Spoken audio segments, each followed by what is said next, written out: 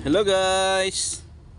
Ito po, isa rin po ito sa gawang bumper dito sa garahe. Gawa po ito ni Kuya Larry. Yan. Iisa lang po ang naglatero nito lahat. Pati yung side, ayan o, kilay. Mga bagong gawa po yan. Ayan. Gawa yan ni Kuya Larry. Latero po yan ng Jutro Motors. Yan lang, wala na siya doon, umalis na, matagal na. Yan. Yan, napakaganda po. Ay po yung kabuuan ng jeep niya, oh.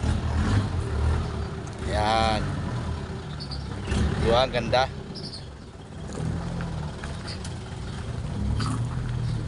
Siya lang, libor lang po yung trabaho niya, libor lang po. Tapos bahala na po kayo sa materialis. Okay.